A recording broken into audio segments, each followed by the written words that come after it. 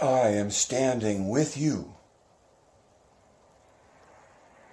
watching a carousel in motion. And it goes by, and you can see that it's a carousel, and it's pretty apparent that it's in motion, and that there are features or things on the carousel, including perhaps human beings, but even if there were none, let's leave out the complexity of human beings. I'm here with you, watching the carousel go by of the information that I have to share with you.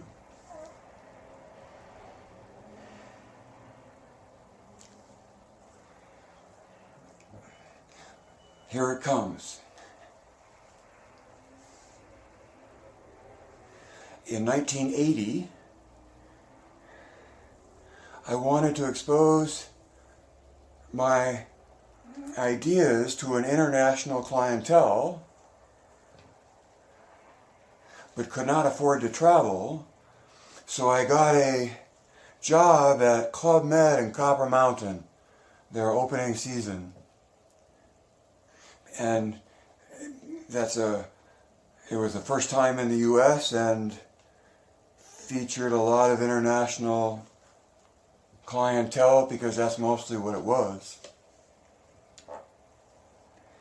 So, coming out of that and going back to Boulder, I went into Ferrantino's gym and talked to Bob about doing this stretching and meditation thing that I had been doing up at Copper. And he looked at me and he said, "Well, you mean Pilates."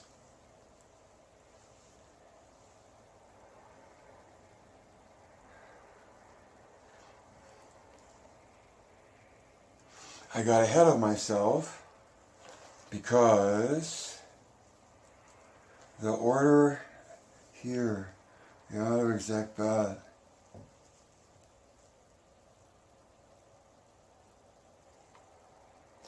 The gist of a stretching and meditation routine I worked out and was delivering at Club Med was synthesized in the point of view that, or the opinion that, the quality of what you do and the order that you do it in matters.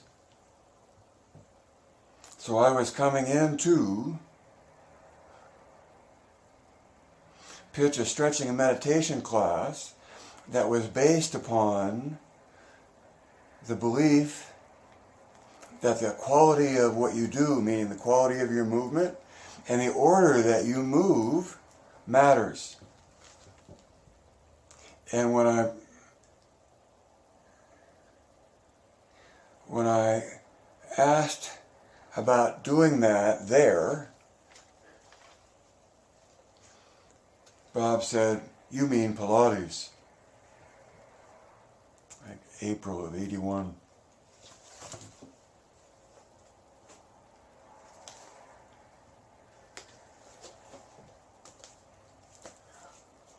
In 1980, this book came out. And so that was, and here is the book I bought in 1981. And it's what's in this book that is the basis of the view of Pilates all over the world. So this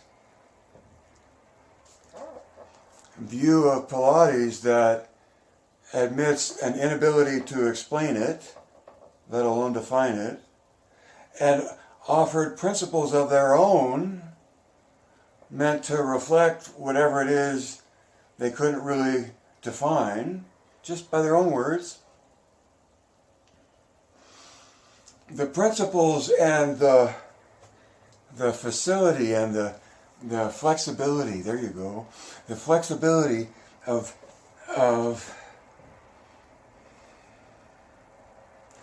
making of Pilates whatever you wish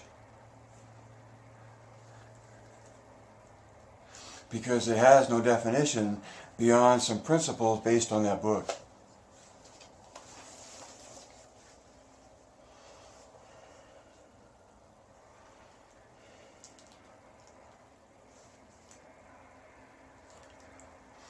So, in learning this structure of making a speech, I used a dramatic opening.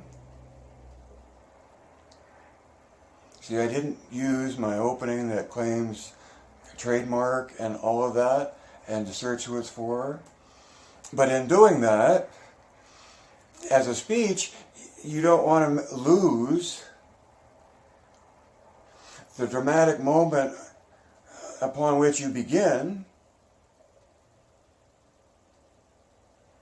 and knowing that your beginning is meant to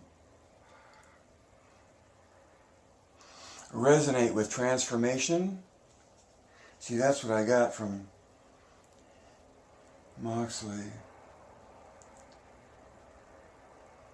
My transformation, or a moment of transformation that I can point to, is the moment Bob Ferrantino's pointed me at Pilates, the book and what it brought, and then a pursuit of more until I found enough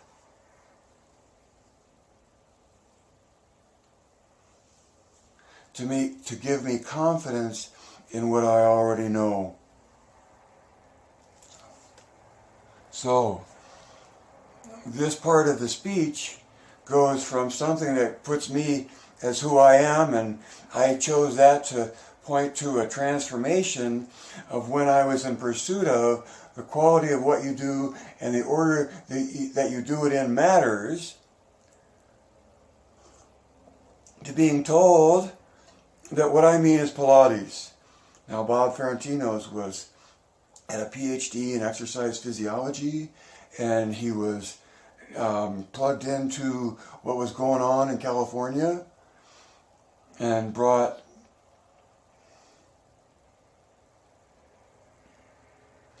people to his club to participate. Stefan being one of them,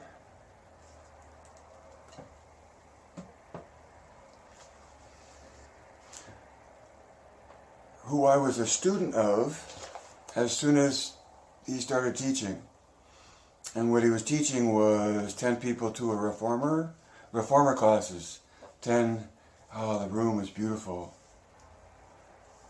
So, but in terms of identifying who you are and who's listening, or who okay, if you're, my ideal student is a survivor and looking to continue going on surviving. And then within the context of the presentation, which is titled, this speech is titled, Surviving and Thriving as a Pilates Instructor or Student. The handle fits for what I'm trying to say. I don't know if it's dramatic enough.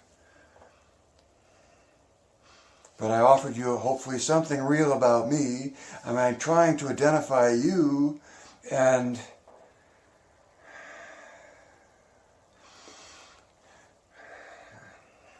a lot of times I see my ideal student as someone from a different language,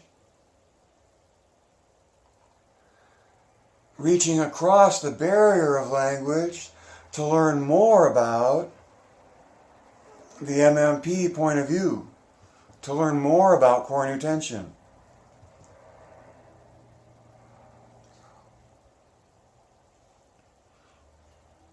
So, in addition to who you are, I'm hearing from Pilates instructors I've worked with over the years, making some kind of connection, and usually with the news that they're re-engaging their efforts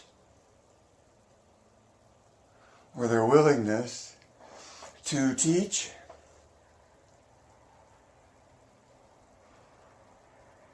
And so if you're listening and you're Julie or you're Betty Lynn, and see, then I just want to start naming everybody's name I'm familiar with.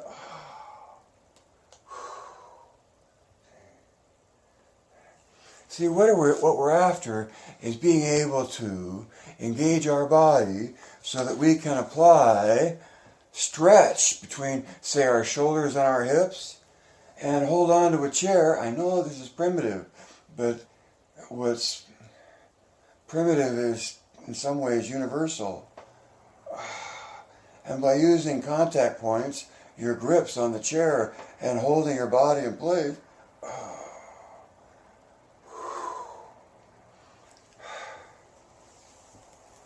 you can engage in torsion from hips to shoulders.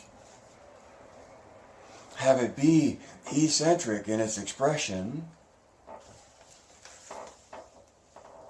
which is just the fact of the matter that comes out of coordinate tension. So, the transformation. What I'm trying to figure out in my head is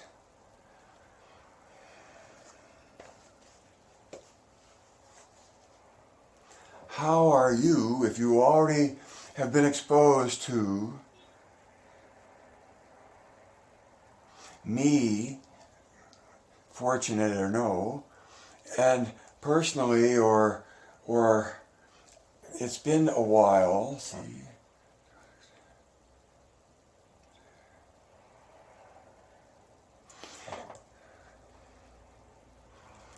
in the same transformation that in that, going from pursuing what I thought was important about moving, being,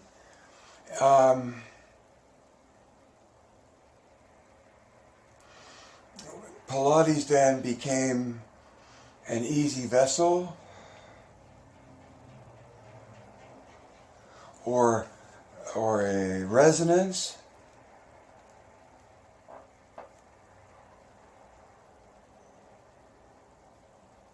and gave me not only a name for what I was into, which I willingly take on the cloak of.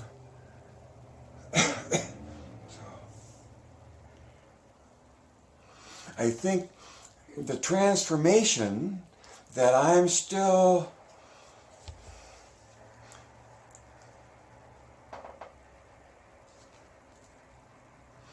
pointing to, whether you're a student from my past or never met me before, whether you're new to the point of view or whether you've never seen it before,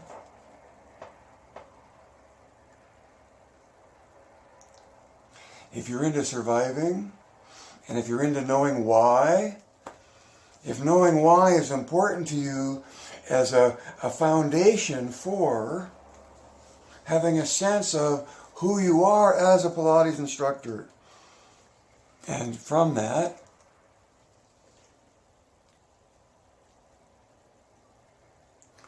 being able to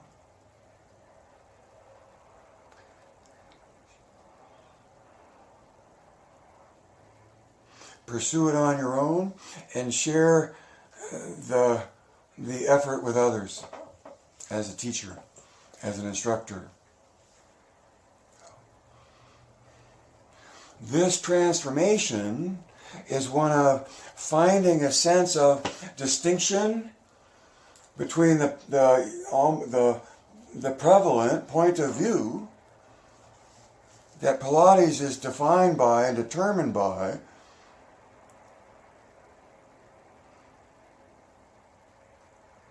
word of mouth passing from generation to generation, meaning folklore, the whole experience that leaves Pilates undefined. And how convenient that is to take something that's undefined and make of it whatever you want, with some self-determined ascription to principles at all, maybe, and perhaps some of these in addition to the ones you want, and perhaps take out a couple that were mentioned in here as well. So this transformation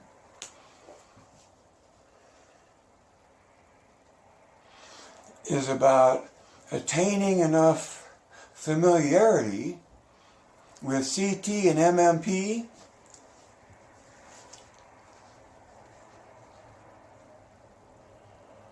to be able to make this speech on your own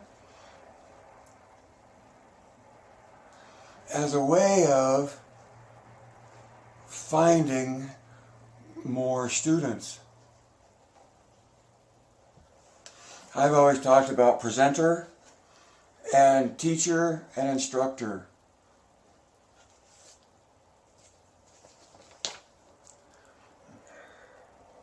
My signature program is meant to back up this signature talk of mine. Goes into knowing why. It's just a part of point of view that's meant to help you.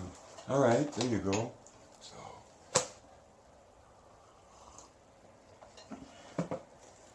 this point of view that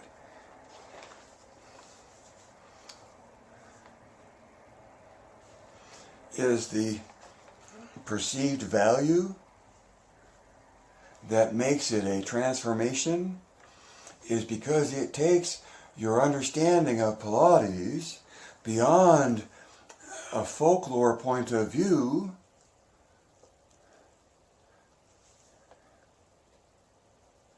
and gives you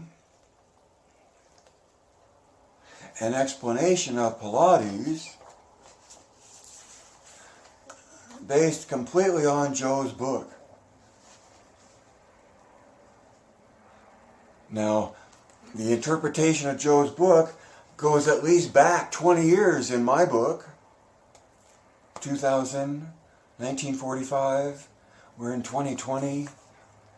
Coming up tomorrow is 02/02/2020. No, it's 02/20/2020. 02/20/2020. But here in this part of the speech,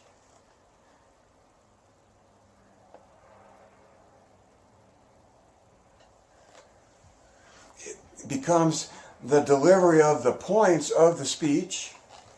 And the points of the speech, there's 5 of them in terms of how the structure of a speech I'm learning would fit into the information that I want the speech to be a part of.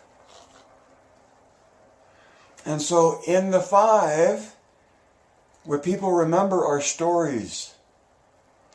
So I'm working on what story would you tell for Contrology's complete coordination of body, mind, and spirit. What would the story be that you would help a person associate with that definition? I don't know yet. And then Contrology develops the body uniformly. Which story would you go there with? And then the sequence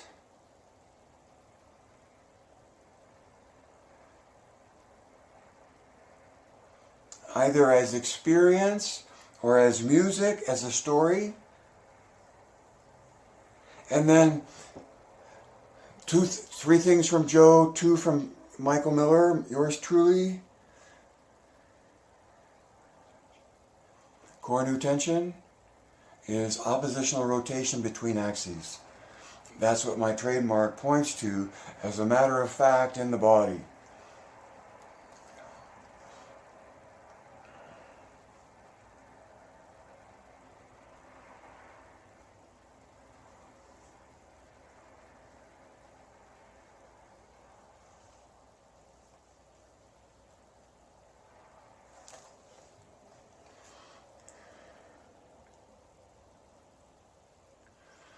So in the context of having 5 points and 5 stories, and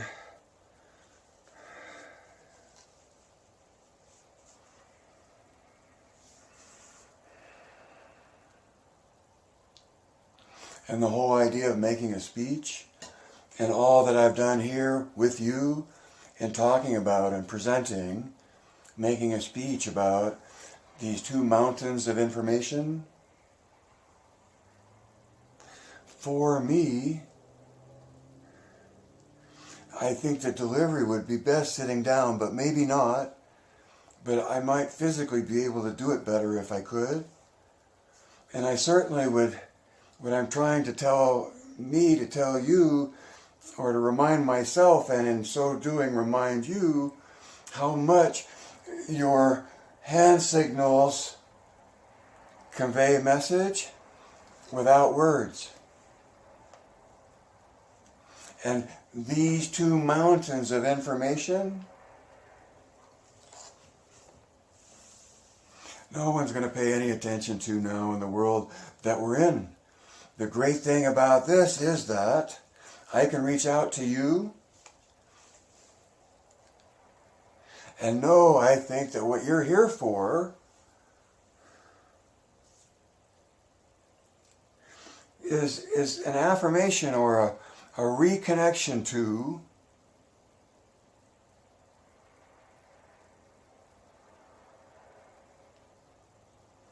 what I've been teaching all along. That Pilates is an experience.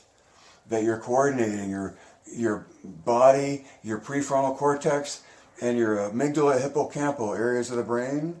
That's like prefrontal cortex and some other parts of the brain like the amygdala and hippocampus that feed information into the thinking.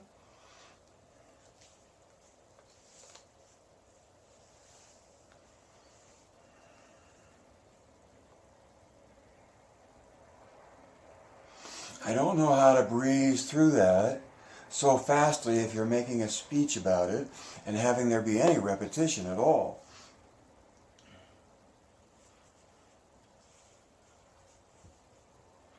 But these points, these 5 points, with stories that you really want to make your point with,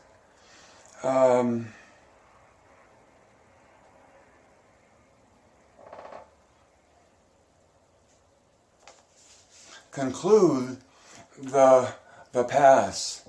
And maybe then somewhere in there, like a do loop, you can revisit it. See how to revisit that a few times within a speech?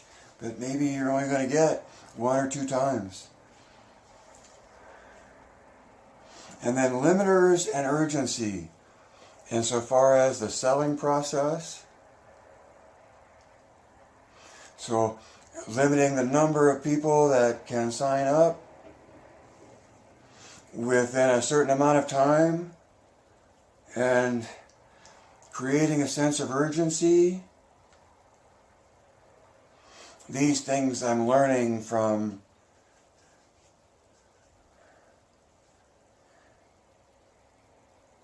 Moxley. And I would say I'm learning about making an offer. And so the video information that you have, that you can set up to be delivered according to what you subscribe to,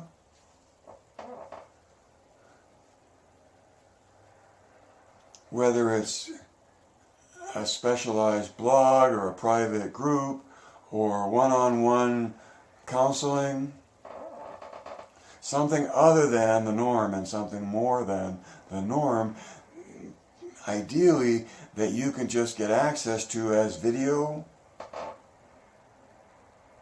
And so you cascade video offers down a level of values.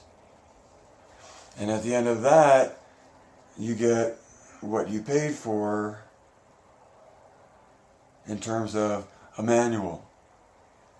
Very good manual. And so like yesterday when I was talking about be able to send an email, just get an email address and you can, through PayPal, send a bill.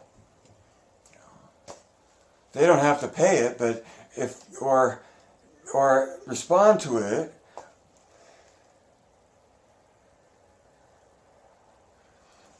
Perhaps an invitation to pay, right?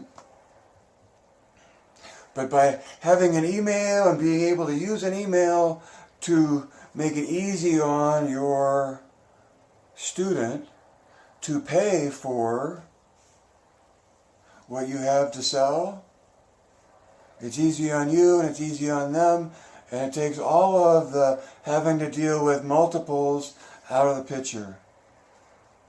It sends all of the multiples through one place.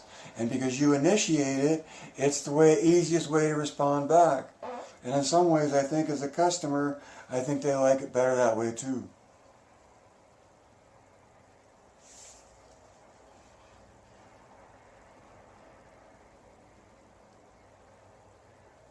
So a parting comment is that with CT and MMP, these 3 things from Joe and these 2 things from Michael Miller, you can feel them both. One's biomechanical and one's an experience that Michael Miller Pilates attributes to what Pilates is. It's an experience. And then it takes the 3 things from Joe to explain what that experience is. And as a bonus, you get to understand something about biomechanics that you either do or don't, regardless of what someone else gives you permission to think or not. And that is that the body engages in oppositional rotation between its axes. And for a culture in 2020, tomorrow is 02/20/2020. And the world still has no open recognition and acknowledgement of the core being a grip at the hips. And that in so acknowledging that, assenting to or being forced to acknowledge the other rotational hubs within the body. And then what's going on, of course, with core tension.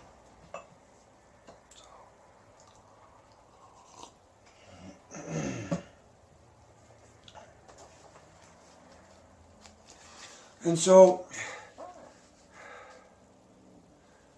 having set limiters in a state of urgency or not, depending upon how your speech concludes, more on that later, I guess.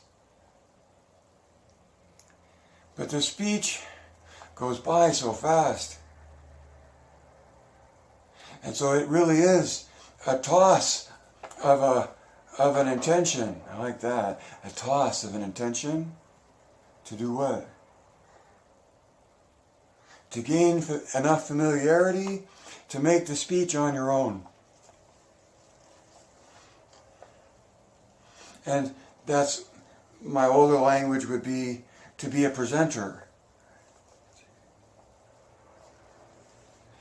And yet when you think about presenting, it narrows you down to make a public speaking. And then within public speaking, there's a structure that is part of my number 4. I'm learning so much. So that's a lot of what I've been learning. Number 2. What's number 2? Tension.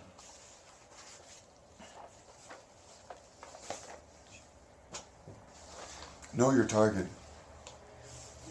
Number 2 is tension.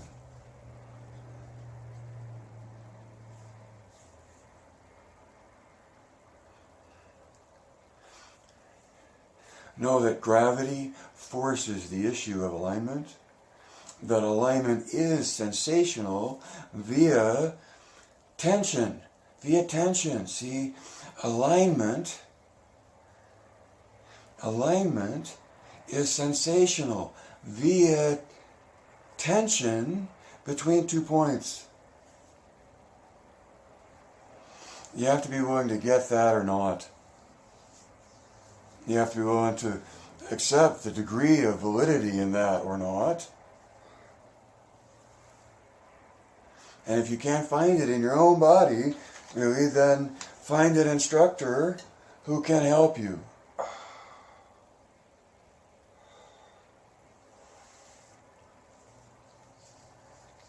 So, I went to number 2. Because of gravity, what is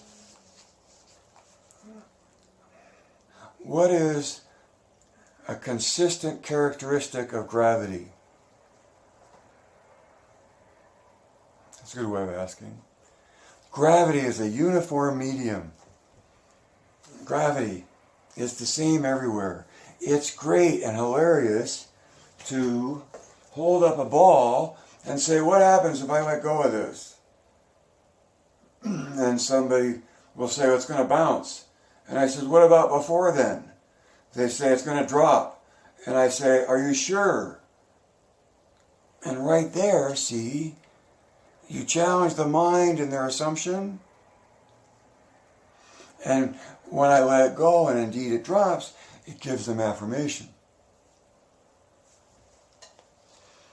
But then I change the rules, and I say, well, what about a smaller ball? If I hold it up higher, what happens?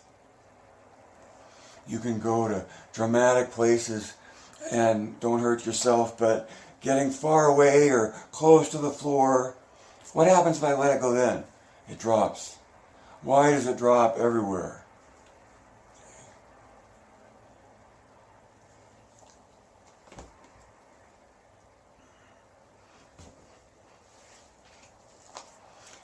And the characteristic of gravity that's so important is that it's a uniform medium. It's the same everywhere. As far away as we look and as small as we go, as far away and as small as we look, no matter which we go, no matter which direction we go in distance. Excuse me. Gravity is a uniform medium.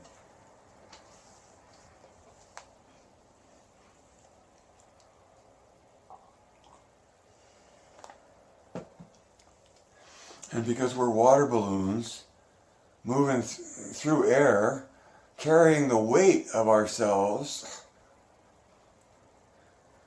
which is tremendous when you think it's water carrying itself through air.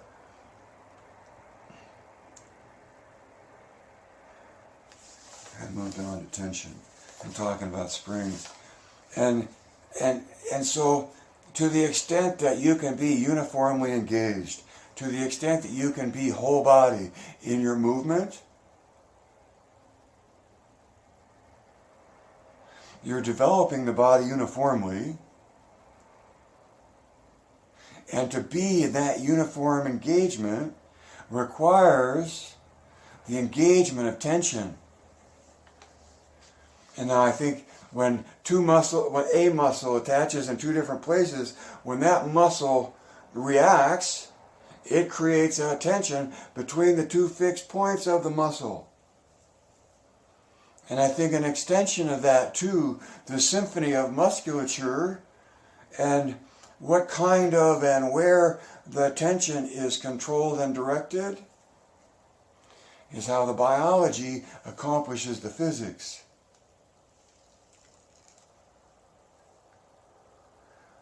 Knowing that springs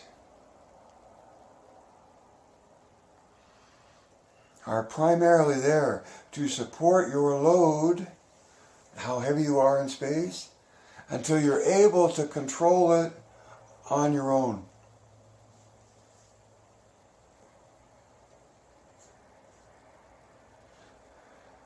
Springs aren't something you work against. Springs are something that work with you, helping you going somewhere that gets you beyond the use of springs.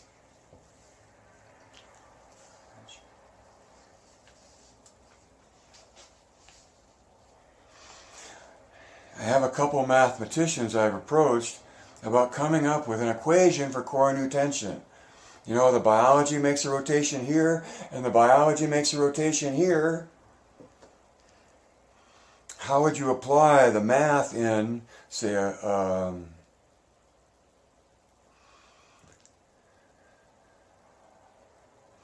spiral, I'm forgetting the technical name, for a spiral torsion spring? And the equation of the Euler curve called the Cornu spiral.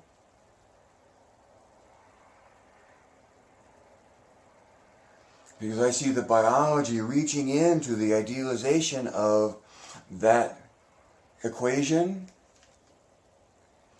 because it's most efficient in the distribution of the load between spaces, between connections, between endpoints of tension.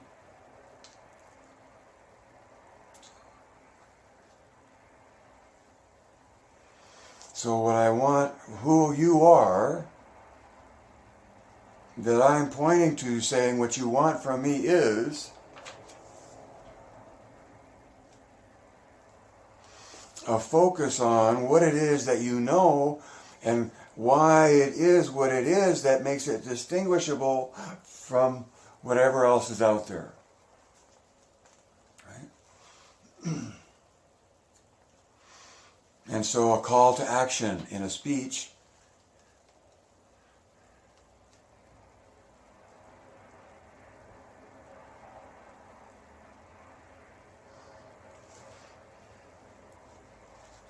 if you want another presentation,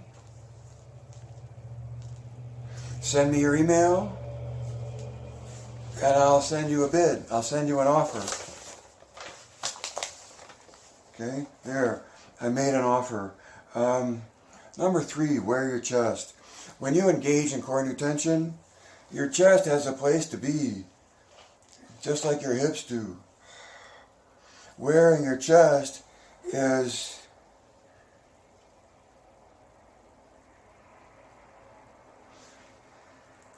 engaging in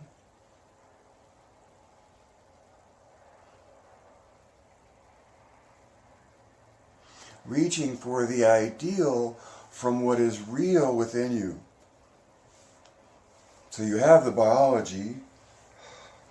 When you engage from hips to shoulders and ears to shoulders, when you find your engagement of your chest, and when you realize, can I do this, that your engagement is one of trying to go really long in how you reach out,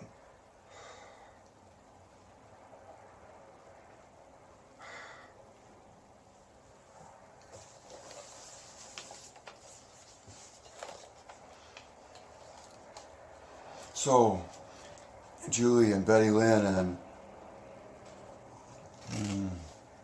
so many others, Flavia, Jonathan, Clayton, Patty, Vilma,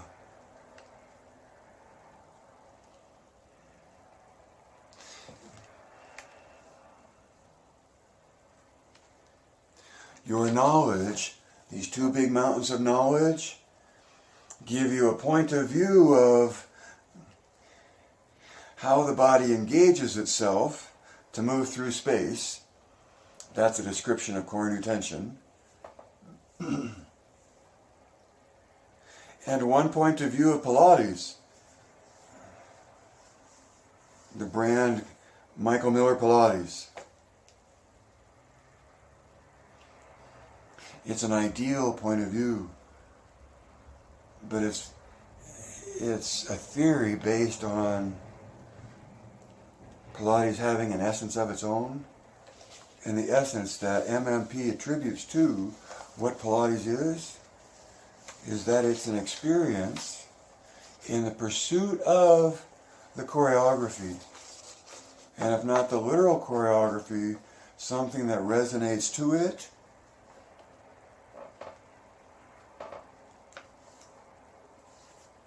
and is consistent with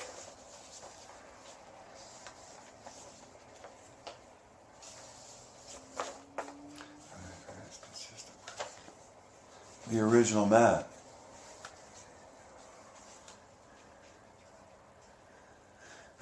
learning so much.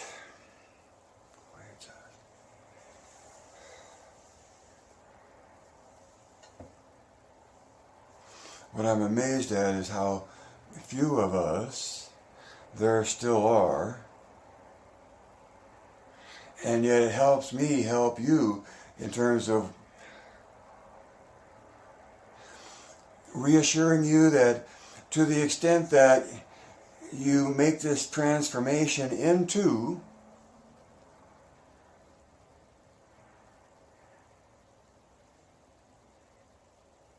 comprehension of CT and MMP, do you have control of those in here? Knowing that both of them are sensational, go learn whatever else you want to. Look at it whatever other way you want to. But know that CT and MMP, you can feel. That's a very narrow way to look at things. But it's the POV of MMP, meaning point of view of Michael Miller Pilates. So, I've been learning so much. I've been learning from this whole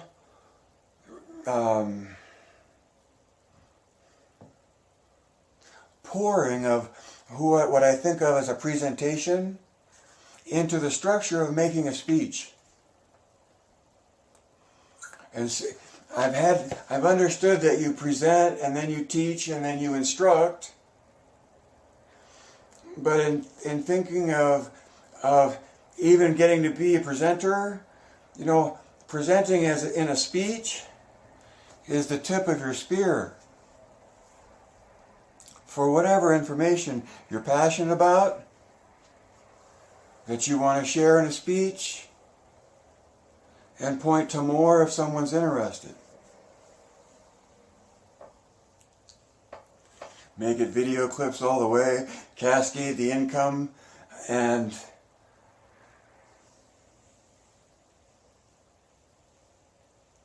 assign a secretary to handle your email. Having to admit that and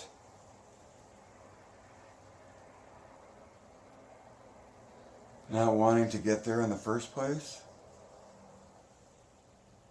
There are parts of the means of monetization that are fascinating and others that don't quite resonate.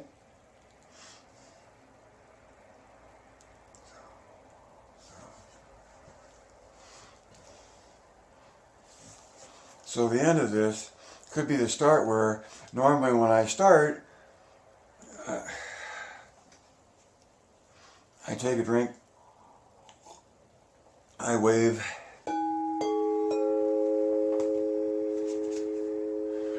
and I say, greetings. My name is Michael Miller. This is a Michael Miller trademark training video out to you because you're watching. That includes everything that preceded this, but is in the same video. It's meant for my affiliates, my presenters, the Cornu Core, my patrons, and anyone interested in thriving and surviving as a Pilates instructor or student.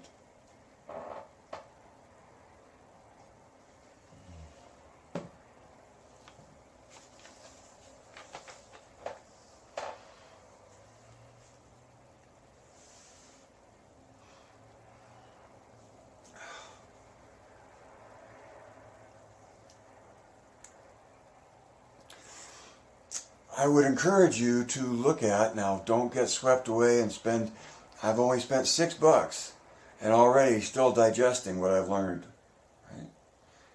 But all this pressure to learn about speaking and be a better speaker and make money and all that, part of that is just technology and the way things are and the way people are making money.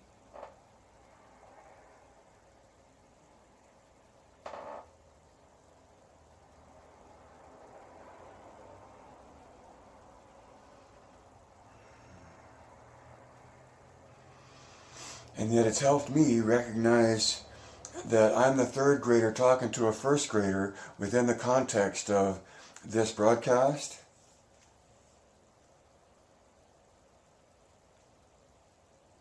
And I'm here to reassure you that CT and MMP totally rock still, and they will continue to do so. And to the extent that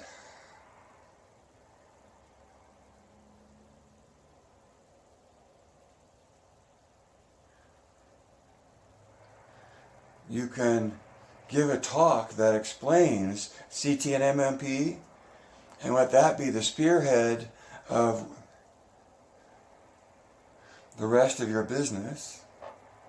Going out and speaking is offensive, it's not defensive.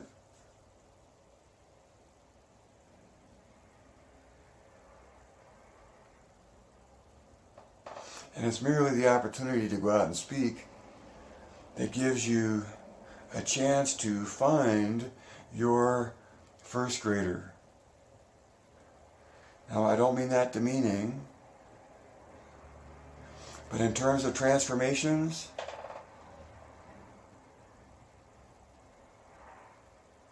one of my transformations was before Pilates and how Pilates came into my life. And that is something that I hope you can relate to. And whatever else I say is meant to re-enhance what it's like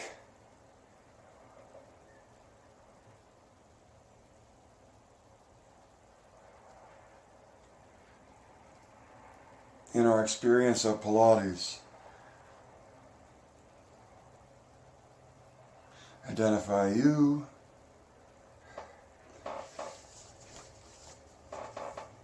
Transformation.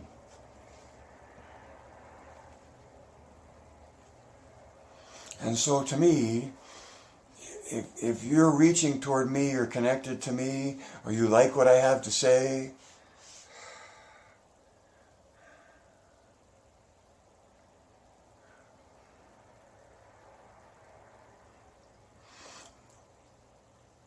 I'd like to think it's transformation you're looking for, and re-engaging in or renewing, familiarizing yourself with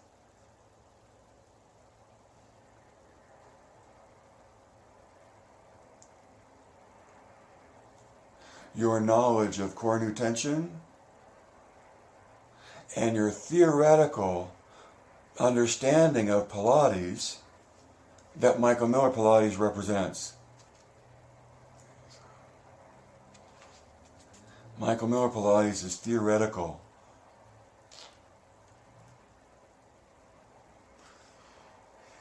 But as Jonathan likes to say, 2 scoops of theory and some sprinkles of folklore, please.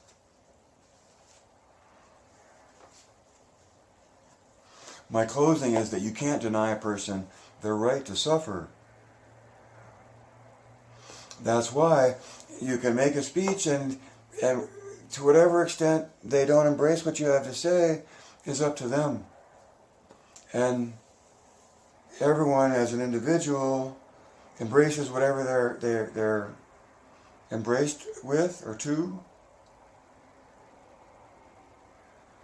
And you can't deny a person their right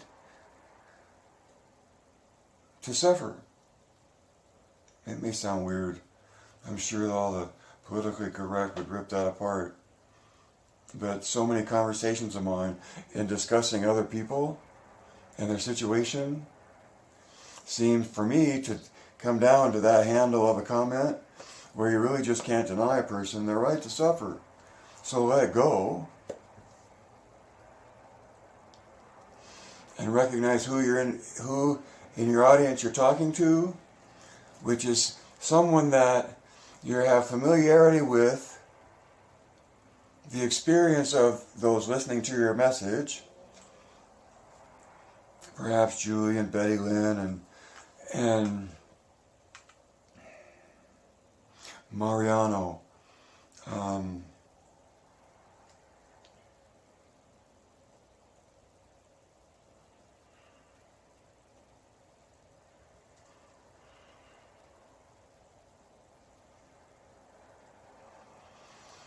The transformation that I think I'm pointing to all along is having a point of view of Pilates that has an explanation of Pilates,